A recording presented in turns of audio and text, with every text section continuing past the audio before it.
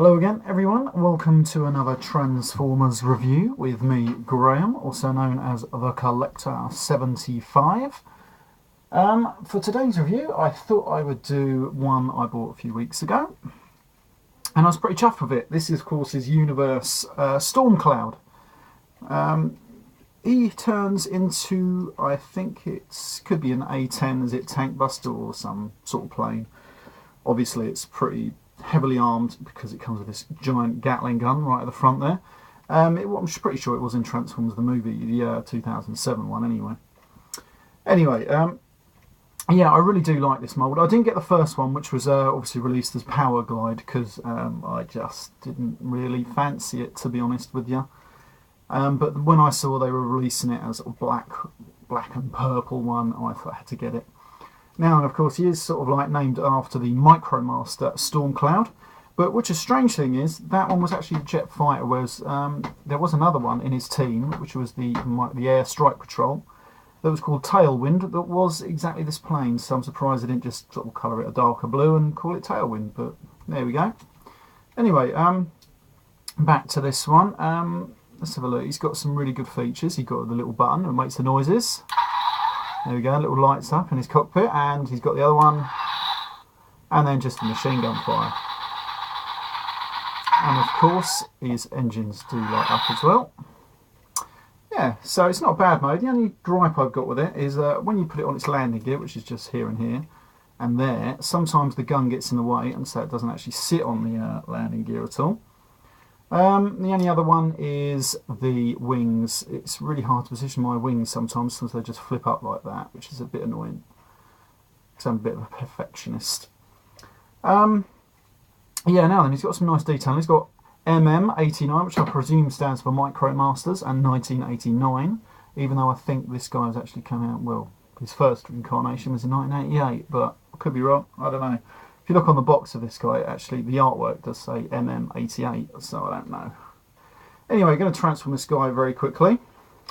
Oh, there we go, that's handy. Just knock that. Oh, I'll get this missile. Oh, there we go. Put that back in there, I'll come back to that a bit later.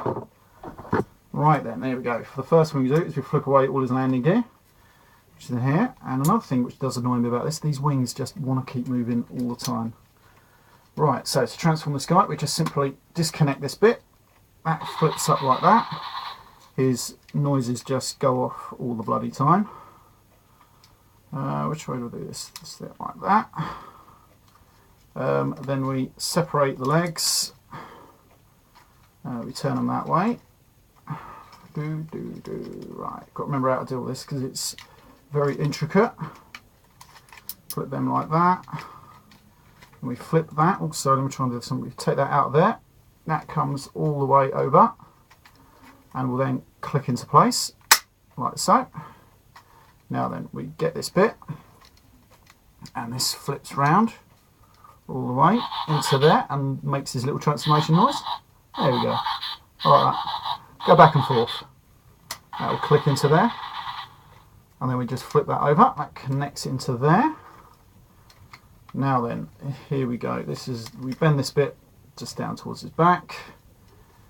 This front panel just flips over, revealing a nice silver Decepticon insignia. And then we just get this fella's robot head, and then just swivel it all the way around. And that is nearly him done. Next thing we do is we get the wings. Sorry about this, I'm trying to do it all on the camera, but it's so bloody intricate and he annoys me a little bit. Right, so we get all these bits all the way around to there. Then we flip up the wings into position, like so. Now he's got a couple of grooves on the wings which have to fit into the engine ports, like so. But they don't always want to go in there, and you do need them. Pretty correctly well done. We get the landing gear and we flip that forward, revealing his hands. I'm going to get his arms out because trying to do it later will just manoeuvre the bits out of the little ports. There we go. Right, let me try and do this on the camera. There we go. It will just fit in there, and there we go. Then we spin that 180, flip down the little feet, and there we have it. That's it. We extend those. And there we go. He's got his spindly little legs. But that is him in robot mode. Mostly, for the most part anyway. These do connect in there, but they don't stay in there very well. Let me try and get them back in there. Where are we? I can see them now. Yeah, they do stay in there, take my word for it. They do. It's hard seeing as well because I can't.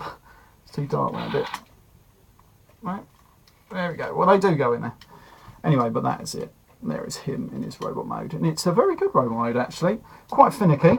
You can put the little gun in his hand. Like so. And he looks pretty cool with it. Ah, there we go. If we just bend that down. Probably go in there a little bit better. Like so. So he's got his little handgun. And then we can turn it round. So he's got the missile launcher. Just in there. Oh, there we go. And it will shoot out. Let's see if I can shoot the camera. I better not. Oh, there we go. That's pretty good, isn't it? So there we go. Universe STORMCLOUD. Head moves absolutely pretty good. And he's good for posing. I do like this guy, actually. I did have him on display a while ago. Just on my shelf. It's pretty cool. That gun doesn't want to go in his hand too well, but there we go. Let's see if I can get these bloody joints in there. They do go in. Just they keep popping out. And there's about 2 little rotational joints just under there that you've got to get spot on for them to line up correctly. There we go, but 1. There we go, he does want to go in there. It's just annoying. And another thing you do is every time you push down on his head or near his head, his little guns go off. There we go, they're in. There we go, so they do fit in. That is him in his robot mode. Now, every time you do push down on this bit, his tits light up, which is pretty cool. Still, there we go.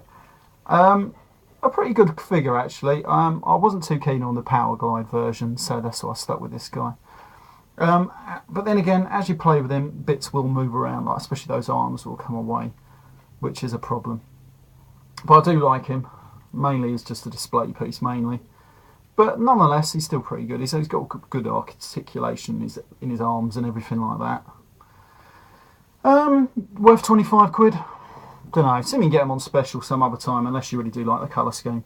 I mean, I did. That's why I paid 25 quid for him. Other than that, I would have just waited.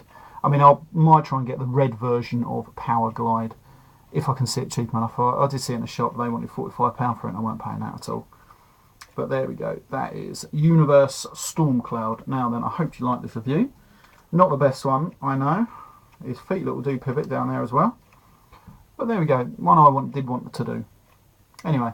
Hope you liked it, and I'll see you all next time.